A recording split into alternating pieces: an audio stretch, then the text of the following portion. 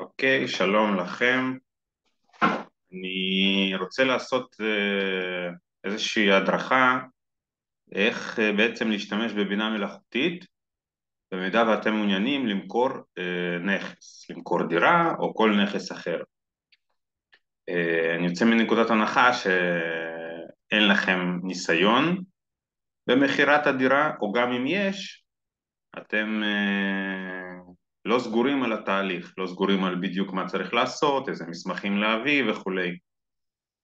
אז אם אתם רוצים להתחיל את התהליך ולקבל עזרה בלי להוציא שקל מהכיס, אז יש לכם את ג'מיני, בסדר? ג'מיני זה מודל בינה מלאכותית מבית גוגל. לי יש את הגרסה ה-Advanced, שזה $20 בחודש, אבל יש גם אופציה לגרסה חינמית והיא טובה כמעט באותה מידה. חסר לה כמה דברים ככה, פיצ'רים שלא תמיד בשימוש, אני משתמש בהם, אבל לא חובה, זאת אומרת שתהיה את הגרסה ה-Advanced. אז ככה, בעצם מה זה מודל בינה מלאכותית? בקצרה, הוא שונה מחיפוש בגוגל. חיפוש בגוגל זה איזשהו משחק של אני נותן שאלה או איזשהו משפט, וגוגל מוצא לי את הדברים שיש בו, ובזה מערכת היחסים בינינו הסתיימה. אם אני רוצה, אני יכול להתחיל אותה מחדש. עוד פעם, לחפש איזשהו משפט שמעניין אותי, שאני רוצה לשאול שאלה מסוימת, כמובן אני צריך גם לתחום אותה, היא צריכה להיות מאוד מאוד ממוקדת וקצרה יחסית. זאת אומרת, זה משהו מאוד מאוד ממוקד. פה בבינה מלאכותית זה בעצם יותר כמו שיחה עם איש מקצוע, וחשוב לכתוב את זה תמיד. תענה לי כאיש מקצוע. הוא לוקח מידע ממקורות אחרים לגמרי ברגע שאתם מבקשים ממנו לתת תשובה כאיש מקצוע. אז בואו נראה דוגמה. לפני שהקלטתי את זה, שנייה רגע, צריך לבדוק שאני באמת מקליט.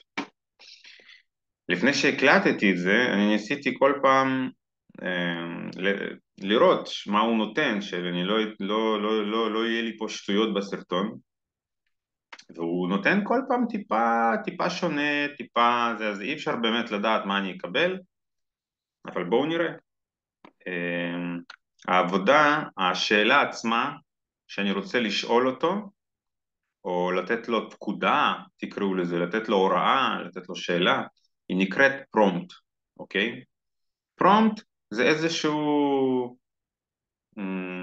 איזושהי, אומרים, פקודה לבינה המלאכותית, להתחיל, זה כמו שורת חיפוש בגוגל.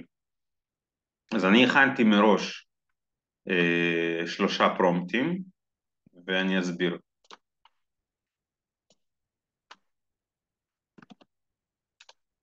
אוקיי, אז אני פשוט, דרך אגב, כדי להיכנס לג'מיני, צריך פשוט בגוגל לרשום ג'מיני, אתם יכולים לראות פה איך זה נראה, gemini.google.com, ואתם נכנסים לאתר הזה, אולי תצטרכו להירשם דרך הג'ימייל או משהו כזה, אבל זה נורא נורא פשוט, וממש לא, אין פה שום ידע טכני או משהו כזה. אוקיי, עכשיו אני בשורת הפרומפטים פה למטה, אני רושם לו את הפרומפט שלי. שלום, אני גר בכרמיאל ורוצה למכור את הדירה שלי. שימו לב שלא מקצר פה, אני לא מנסה לעשות את זה קצר וקולע או עם איזושהי... אני כמה שיותר מידע אני אתן למודל, לבינה, לג'מיני, כמה שיותר מידע אני אתן לו, התשובה שאני אקבל תהיה טובה יותר ומפורטת יותר ומותאמת יותר אליי. אז בואו נמשיך, אני מעוניין בעזרה. אני מחפש עזרה, לא משנה איך תנסחו את זה. יש לי דירת 4 חדרים, החששות שלי הם שלא יקבל את המחיר שהדירה שווה ויצטרך לשלם לאיש מקצוע. כמומחה בתחום, שימו לב, כמומחה בתחום, מה אתם ממליצים לי לעשות? מה אתם, מה אתה, איך שבא לכם להתייחס אליו, כזכר, כנקבה, כזה, לא משנה.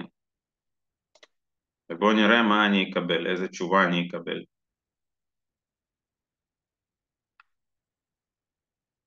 נותן תשובה, התשובה שתקבלו בהתחלה תמיד תהיה כללית. הוא אומר לכם שתעשו הערכת שווי, הזמנת שמאי, דרך אגב, הוא תמיד ייקח מקדם ביטחון ויציע לכם איש מקצוע. או משהו, כי הם מפחדים שעל בסיס התשובה אתם תעשו משהו שהוא בסוף יגרום לכם נזק, ואז יגידו למה לא אמרת לנו להשתמש באיש מקצוע.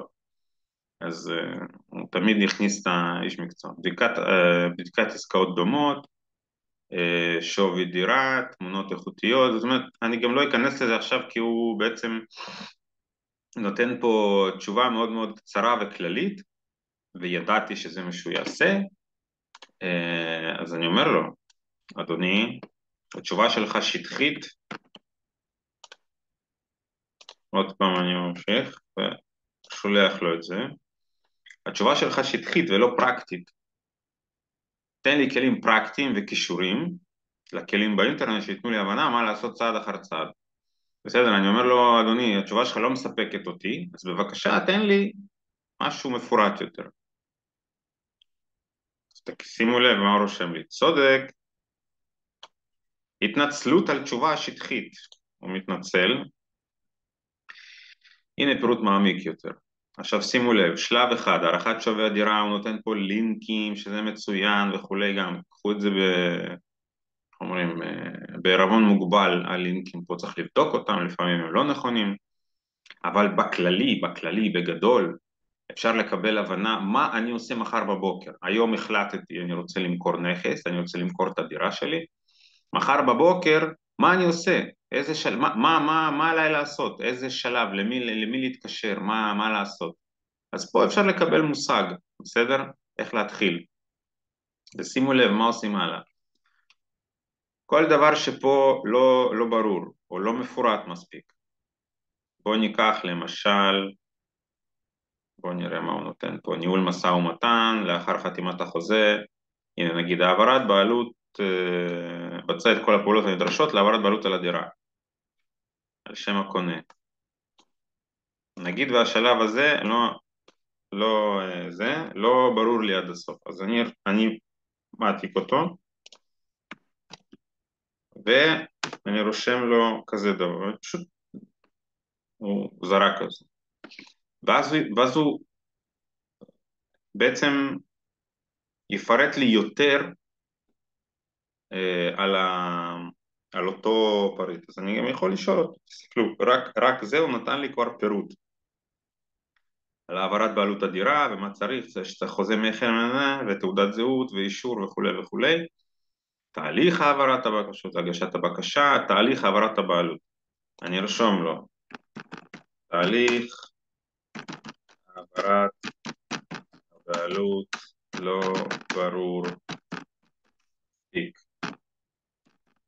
פרט בבקשה.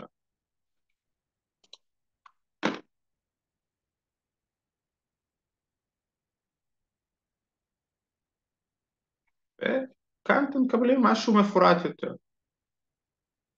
עכשיו, אלה הם, שימו לב כמה הוא פירט על התהליך.